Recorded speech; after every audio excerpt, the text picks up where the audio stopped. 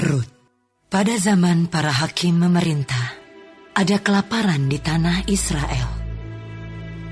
Lalu pergilah seorang dari Betlehem Yehuda beserta istrinya dan kedua anaknya laki-laki ke daerah Moab untuk menetap di sana sebagai orang asing. Nama orang itu ialah Elimelek, nama istrinya Naomi, dan nama kedua anaknya Mahlon dan Kilion. Semuanya orang-orang Efrata dari Betlehem Yehuda. Dan setelah sampai ke daerah Moab, diamlah mereka di sana. Kemudian matilah Elimelek, suami Naomi, sehingga perempuan itu tertinggal dengan kedua anaknya. Keduanya mengambil perempuan Moab. Yang pertama bernama Orpa, yang kedua bernama Ruth. Dan mereka diam di situ kira-kira 10 tahun lamanya. Lalu matilah juga keduanya, yakni Mahlon dan Kilion, sehingga perempuan itu kehilangan kedua anaknya dan suaminya. Kemudian berkemaslah ia dengan kedua menantunya, dan ia pulang dari daerah Moab, sebab di daerah Moab ia mendengar bahwa Tuhan telah memperhatikan umatnya dan memberikan makanan kepada mereka. Maka berangkatlah ia dari tempat tinggalnya itu bersama-sama dengan kedua menantunya. Ketika mereka sedang di jalan untuk pulang ke tanah Yehuda, berkatalah Naomi kepada kedua menantunya itu, "Pergilah, pulanglah masing-masing ke rumah ibumu. Tuhan kiranya menunjukkan kasih-Nya kepadamu, seperti yang kamu tunjukkan kepada orang-orang yang telah mati itu dan kepadaku. Kiranya atas karunia Tuhan kamu mendapat tempat perlindungan masing-masing di rumah suaminya." Lalu diciumnyalah mereka, tetapi mereka menangis dengan suara keras dan berkata kepadanya, "Tidak, kami ikut dengan engkau pulang kepada bangsamu." Tetapi Naomi berkata, "Pulanglah anak-anakku. Mengapakah kamu turut dengan aku? Bukankah tidak akan ada lagi anak laki-laki yang kulahirkan untuk dijadikan suamimu nanti? Pulanglah anak-anakku. Pergilah, sebab sudah terlalu tua aku untuk bersuami. Seandainya pikirku ada harapan bagiku, dan sekalipun malam ini aku bersuami, bahkan sekalipun aku masih melahirkan anak laki-laki, masakan kamu menanti sampai mereka dewasa?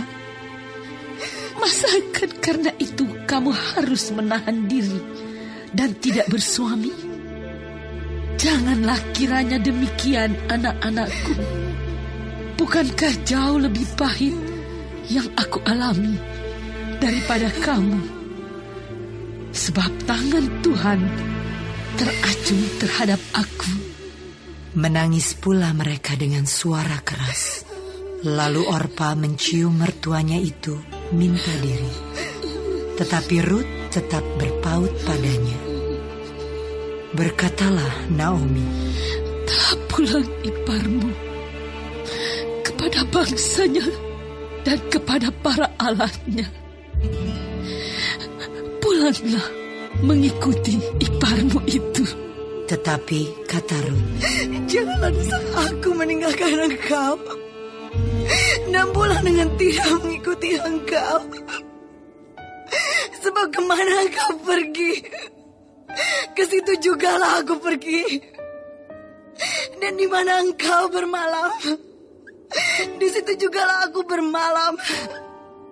Bangsamu lah bangsaku, dan Allahmu lah Allahku.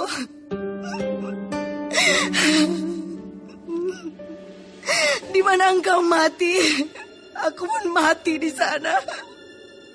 Dan di sanalah aku dikuburkan. Beginilah kiranya Tuhan menghukum aku. Bahkan lebih lagi daripada itu, jikalau sesuatu apapun memisahkan aku dari Engkau selain daripada mau. Ketika Naomi melihat bahwa Ruth berkeras untuk ikut bersama-sama dengan dia, berhentilah ia berkata-kata kepadanya. Dan berjalanlah keduanya sampai mereka tiba di Betlehem. Ketika mereka masuk ke Betlehem, gemparlah seluruh kota itu karena mereka. Dan perempuan-perempuan berkata, Naomi kah itu?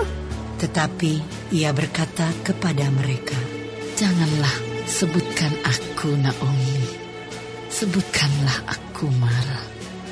Sebab yang Maha Kuasa telah melakukan banyak yang pahit kepadaku.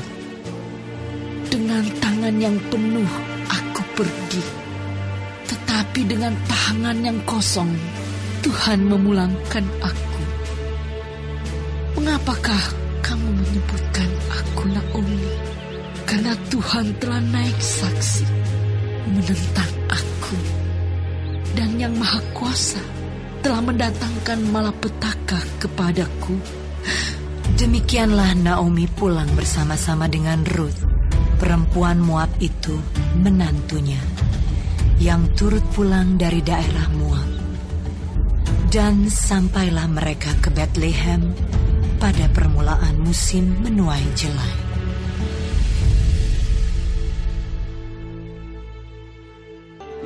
Naomi itu mempunyai seorang sanak dari pihak suaminya, seorang yang kaya raya dari kaum Elimelek, namanya Boas. Maka Ruth, perempuan Moab itu, berkata kepada Naomi, Biarkanlah aku pergi ke ladang, memungut bulir-bulir jelai di belakang orang yang murah hati kepadaku. Dan sahut Naomi kepadanya, Pergilah anakku. Pergilah ia, lalu sampai di ladang dan memungut jelai di belakang penyabit-penyabit. Kebetulan ia berada di tanah milik Boas, yang berasal dari kaum Elimelek. Lalu datanglah Boas dari Betlehem. Ia berkata kepada penyabit-penyabit itu, Tuhan kiranya menyertai kamu. Jawab mereka kepadanya, Tuhan kiranya memberkati Tuhan.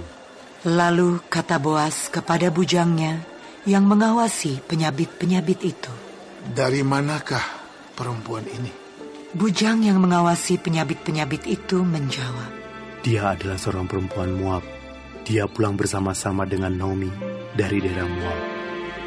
Tadi ia berkata, Izinkanlah kiranya aku memungut dan mengumpulkan jelai dari antara berkas-berkas jelai ini di belakang penyabit-penyabit. Begitulah ia datang dan terus sibuk dari pagi sampai sekarang. Dan seketika pun ia tidak berhenti. Sesudah itu berkatalah Boas kepada Ruth, Dengarlah dahulu anakku, tidak usah engkau pergi memungut jelai ke ladang lain, dan tidak usah juga engkau pergi dari sini. Tetapi tetaplah dekat pengerja-pengerjaku perempuan. Lihat saja ke ladang yang sedang disabit orang itu. Ikutilah perempuan-perempuan itu dari belakang, sebab aku telah memesankan kepada pengerja-pengerja lelaki, jangan mengganggu engkau. Jika engkau haus, pergilah ke tempayan-tempayan dan minumlah air yang dicedok oleh pengerja-pengerja itu. Lalu sujudlah Ruth menyembah dengan mukanya sampai ke tanah dan berkata kepadanya, Mengapakah aku mendapat belas kasihan daripadamu, sehingga Tuhan memperhatikan aku, padahal aku ini seorang asing? Boas menjawab, Telah dikabarkan orang kepadaku dengan lengkap segala sesuatu yang engkau lakukan kepada mertuamu sesudah suamimu mati. Dan bagaimana engkau meninggalkan ibu bapamu dan tanah kelahiranmu serta pergi kepada suatu bangsa yang dahulu tidak engkau kenal. Tuhan kiranya membalas perbuatanmu itu, dan kepadamu kiranya dikaruniakan upahmu sepenuhnya oleh Tuhan Allah Israel, yang di bawah sayapnya engkau datang berlindung. Kemudian berkatalah Rut, Memang aku mendapat belas kasihan daripadamu ya Tuanku, sebab Tuhan telah menghiburkan aku dan telah menenangkan hati hamba-Mu ini. Walaupun aku tidak sama seperti salah seorang hamba-hamba-Mu perempuan. ketika sudah waktu makan, berkatalah Boas kepadanya, Datanglah kemari, makanlah roti ini, dan celupkanlah suapmu ke dalam cuka ini. Lalu duduklah ia di sisi penyabit-penyabit itu, dan Boas mengunjukkan bertih gandum kepadanya. Makanlah Rut sampai kenyang, bahkan ada sisanya. Setelah ia bangun untuk memungut pula, maka Boas memerintahkan kepada pengerja-pengerjanya, Dari antara berkas-berkas itu pun ia boleh memungut, janganlah ia diganggu. Bahkan haruslah kamu dengan sengaja menarik sedikit-sedikit dari onggokan jelai itu untuk dia dan meninggalkannya, supaya dipungutnya. Janganlah berlaku kasar terhadap dia. maka ia memungut di ladang sampai petang. Lalu ia mengirik yang dipungutnya itu, dan ada kira-kira seeva jelai banyaknya. Diangkatnyalah itu, lalu masuklah ia ke kota.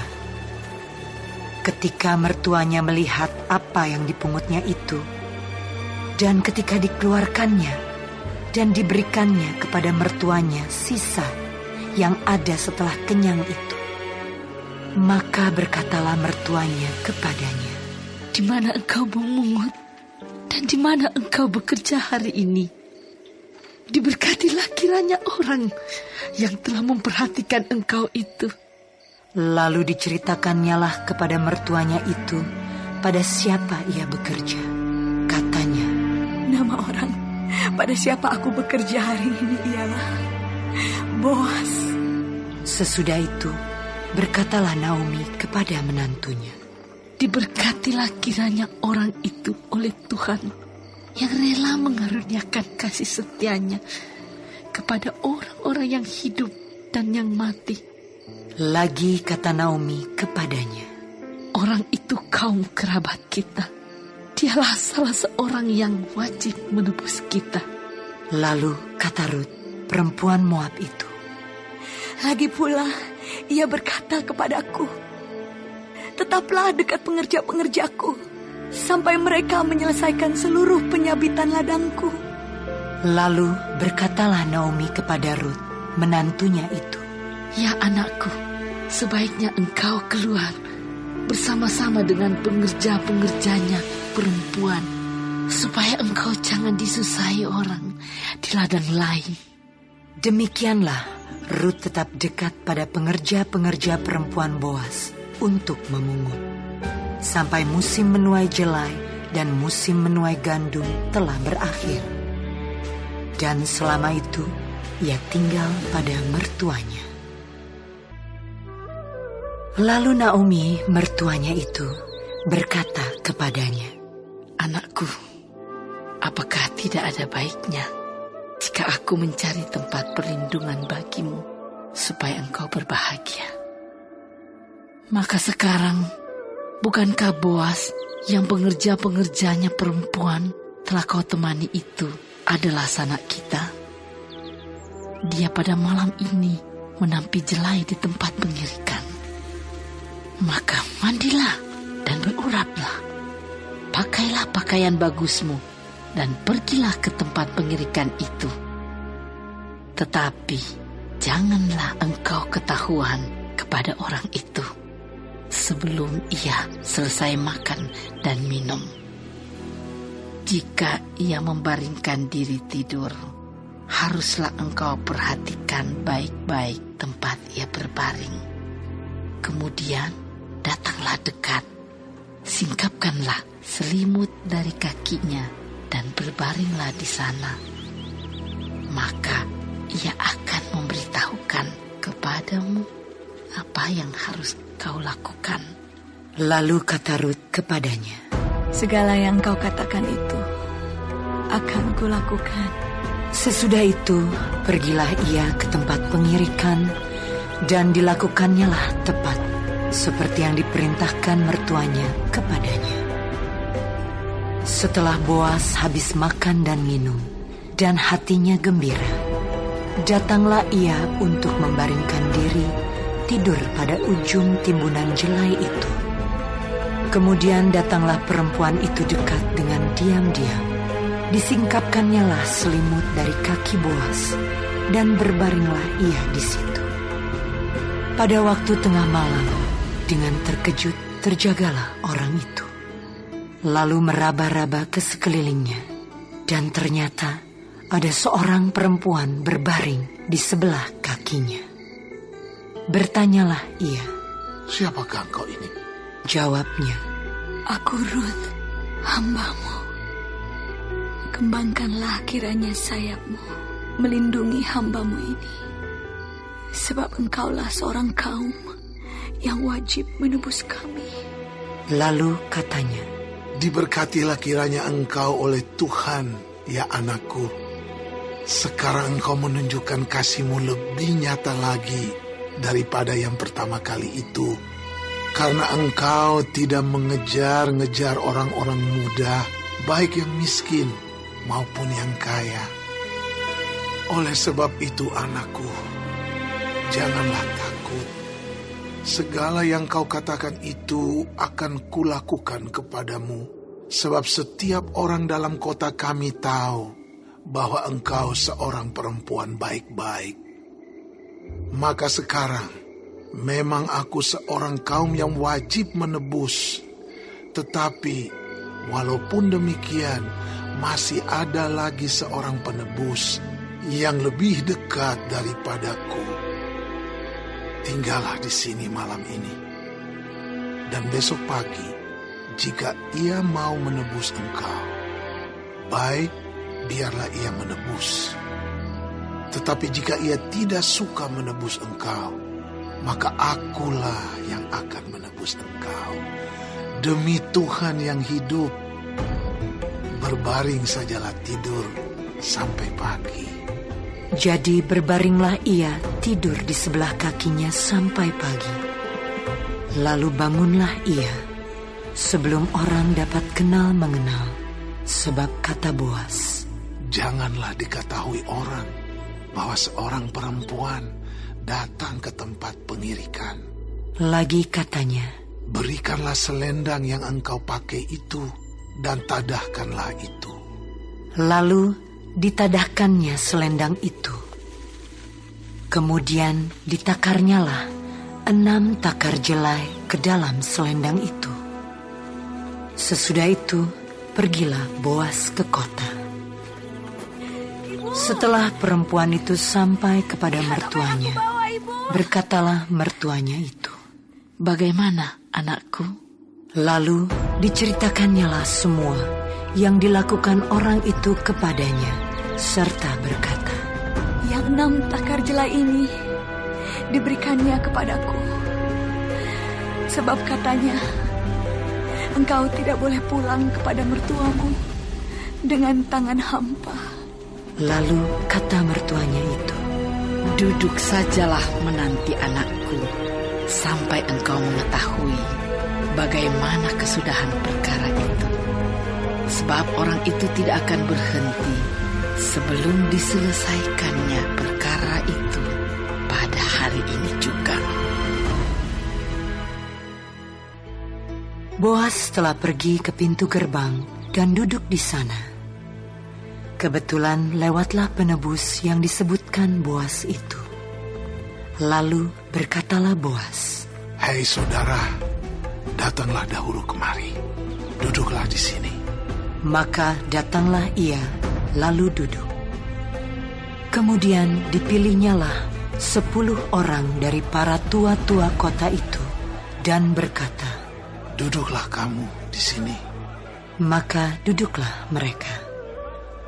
Lalu berkatalah ia kepada penebus itu, "Tanah milik kepunyaan saudara kita Elimelek hendak dijual oleh Naomi yang telah pulang dari daerah Moab. Jadi pikirku, baik juga hal itu kusampaikan kepadamu sebagai berikut. Belilah tanah itu di depan orang-orang yang duduk di sini dan di depan para tua-tua bangsa kita. Jika engkau mau menebusnya, tebuslah.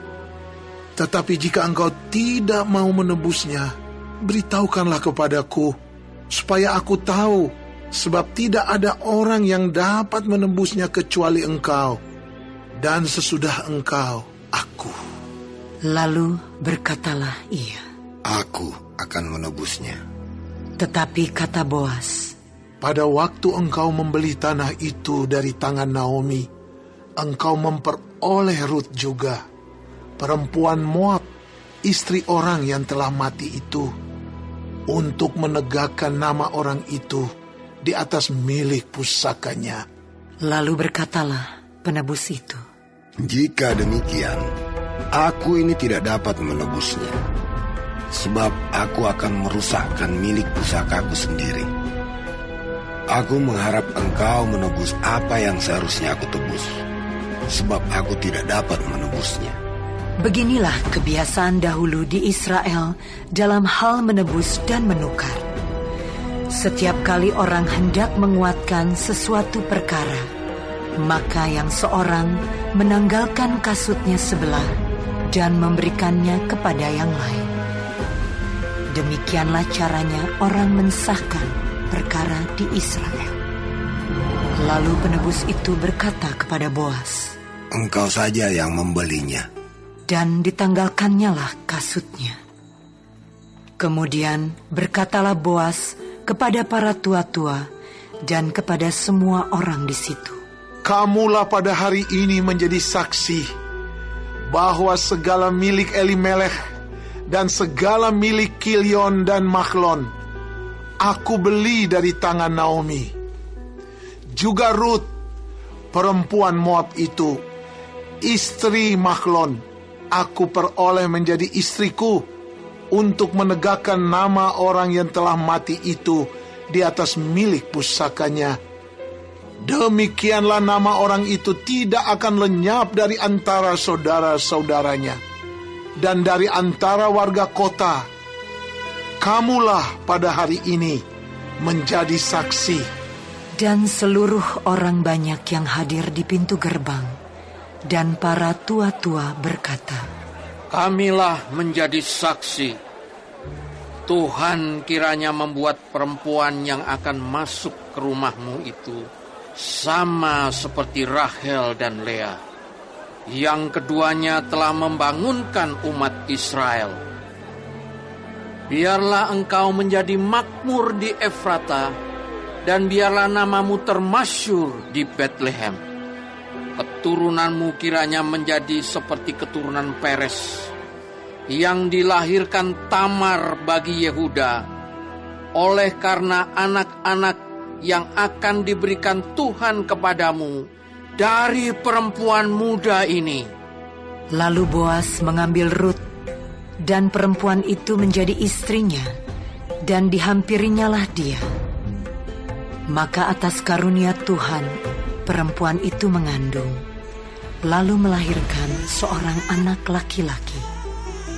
Sebab itu, perempuan-perempuan berkata kepada Naomi, "Terpujilah Tuhan yang telah rela menolong engkau pada hari ini dengan seorang penebus. Termasyhurlah kiranya nama anak itu di Israel. Dan dialah yang akan menyegarkan jiwamu dan memelihara engkau pada waktu rambutmu telah putih. Sebab menantumu yang mengasihi engkau telah melahirkannya perempuan yang lebih berharga bagimu dari 7 anak laki-laki. Dan Naomi mengambil anak itu serta meletakkannya pada pangkuannya, dan dialah yang mengasuhnya. Dan tetangga-tetangga perempuan memberi nama kepada anak itu. Katanya, pada Naomi telah lahir seorang anak laki-laki. Lalu mereka menyebutkan namanya Obed. Dialah ayah Isai, ayah Daud. Inilah keturunan Peres. Peres memperanakan Hezron.